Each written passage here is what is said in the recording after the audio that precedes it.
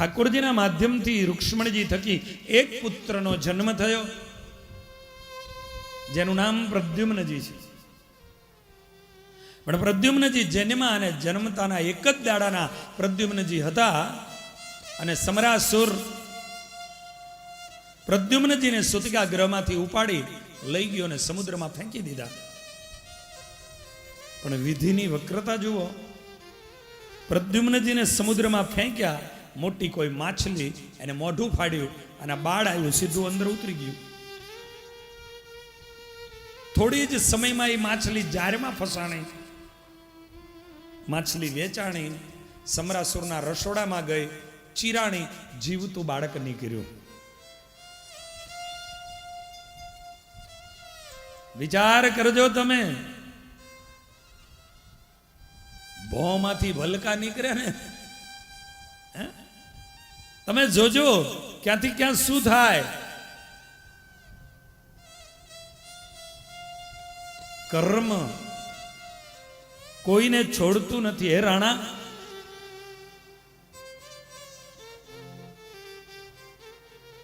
એ જે કંઈ કરેલા છે સામે આવીને ઉભા રહીએ છે. આજે એ જ સમરાસુરના રસોડામાં માછલી આવીને ચીરાણી, જીવતું બાળ નીકળ્યું.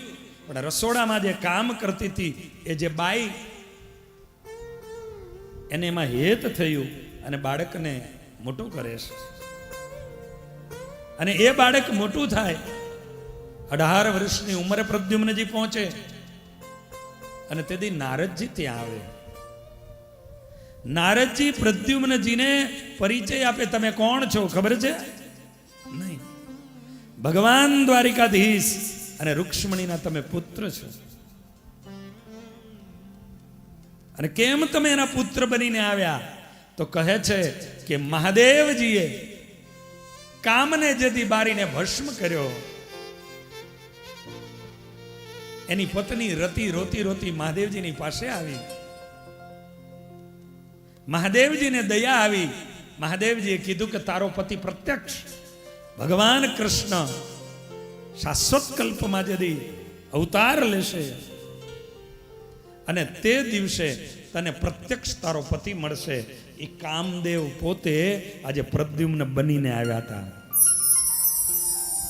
અને આ બાઈ બીજી કોઈ નહીં, રતિ પોતે હતી. અને માટે એને એમાં હેત હતું. સાંભળજો, 18 વર્ષની ઉંમરે પ્રદ્યુમ્નજી પહોંચ્યા અને એ સમયે આ ઘટના ઘટી. નારદજીએ બધો પરિચય આપી દીધો અને પ્રદ્યુમ્નજીએ સમરાસુરની ઉપર હુમલો કર્યો અને સમરાસુરનો વધ કર્યો. હું એ કહેતો તો, હે રાણા, કર્મનો બદલો બધાએ આપવો પડે છે.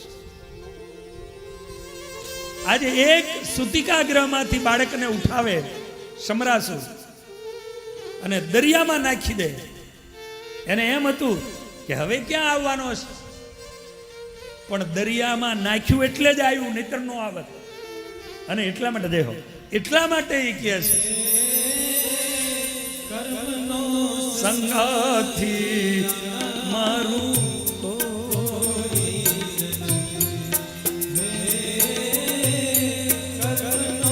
સંગાથી મારું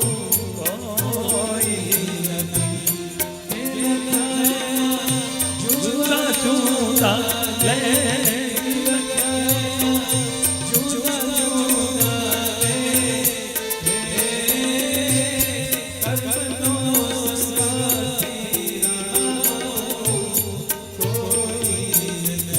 જે તમે કર્મને કર્યું હશે, એક જ ઘરમાં જન્મા હશો,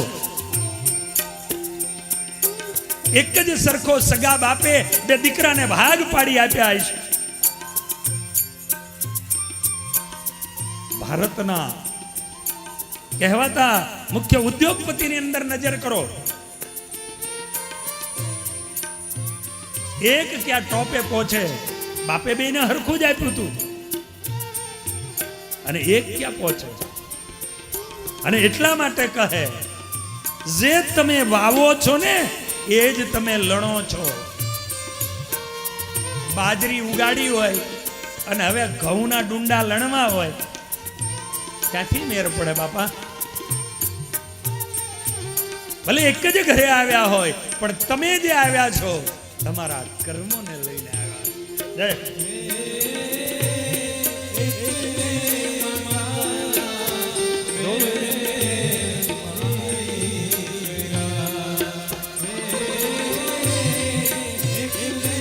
માતાના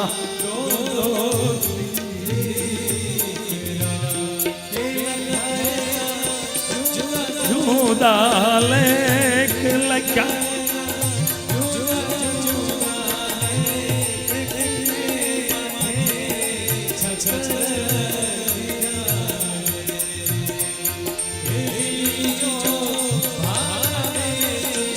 ખાય બીજો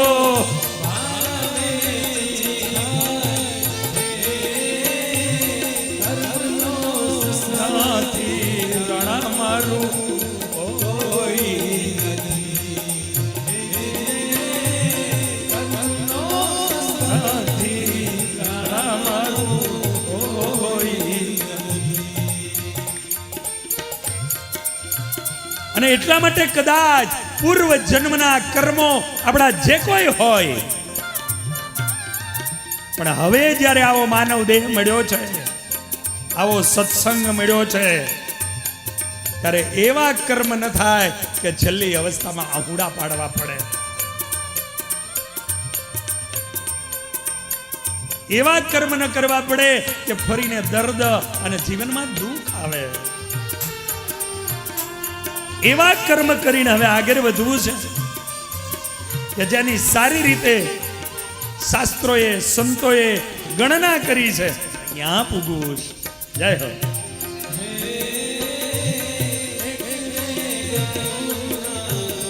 દો વાર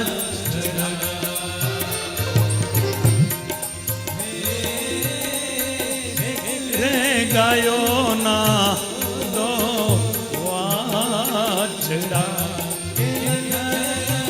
જુદા જુદા લે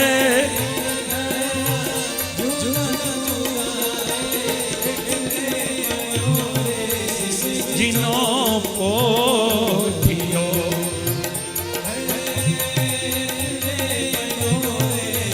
જીનો પોઠિયો ચીડાને ઘેર ચીડાને ઘેર કર્મનો સંગાથી રણ મારો કોઈ નથી. લખાયેલા જુદા જુદા લેખ, લખાયેલા જુદા જુદા લેખ, કર્મનો સંગાથી રણ મારો કોઈ નથી. હેજી રે કર્મનો સંગાથી રણ મારો કોઈ નથી. હેજી રે કર્મનો સંગાથી રણ મારો, કર્મનો સંગાથી રણ મારો, કર્મનો સંગાથી રણ મારો કોઈ. એવા કર્મ માણસ હસતા હસતા કર્મ કરે છે અને રોતા રોતા એના ફળ ભોગવે છે. માણસ હસતા હસતા કર્મ કરે છે અને રોતા રોતા એના ફળ ભોગવે છે. તો ફળને ભોગવવા સમયે રડવું ન પડે, પણ ફળ ભોગવતા સમયે હાસ્ય થાય ને એવા કર્મ કરજો. આજે જીવનની અંદર ભગવાને તમને ઓછું કે વધારે આપ્યું હોય ને, એ પૂર્વ જન્મ એનું ભાથું છે. પણ આજ જ્યારે તમને મળ્યું ને ત્યારે એની ખુમારી હોવી જોઈએ. અમારે અહીંયા અમારા અમિત મુંબઈથી આવ્યો છે. આમ તો ધર્મેન્દ્રભાઈનો સારો કહેવાય ને, હે ને? હા, મારા ગુરુનો પૂર્વાશ્રમનો ભત્રીજો છે. મને આજે એમના સંબંધી 2-4 જણા સવારે મળવા આવ્યા હતા, હાથી જણ. એની વાત કરતા હતા. માણસે ક્યાં જન્મ, કેવી સ્થિતિ, આર્થિકતાની સ્થિતિની વાત કરું છું, પણ સંસ્કાર કે આજે મોટા એવી જગ્યા ઉપર નોકરી કરે છે છોકરો, પણ એને અહીંયાથી રજા લેવી હોય ને તો મહિના પહેલા એને સેટ કરવું પડે. શા માટે? કરોડોના હીરા માણેકો જ્યાં પીડા રહે છે, ઝવેરાતોની અંદર દીકરો નોકરી કરે, પણ એની ચાવીઓ મુખ્ય એનો શેઠિયો આને આપે કે તારી પાસે રાખજે. એક આપણો ખાખરિયાનો દીકરો, વિચાર કરજો, એક આપણો ખાખરિયાનો દીકરો. કારણ સંસ્કાર છે. એને એટલું યાદ છે કે મારા કુળની અંદર એક સાધુ થયા છે. એને ખબર છે મારા મા બાપ કોણ છે, એને ખબર છે મારો જન્મ ક્યાં છે. ખાલી બે વસ્તુ આમથી આમ કરે ને જિંદગી બદલાઈ જાય ને. પણ અત્યારે જિંદગી બદલાતી એને હારી લાગે, પણ જદી આહુડા પડતા હોય ને ત્યારે લુહવા વાળો કોઈ ન હોય સાહેબ. માટે ક્યારેય સંકલ્પ ખોટો ન કરવો. ગમે એવા મોટા ઢગલા પીડ્યા હોય,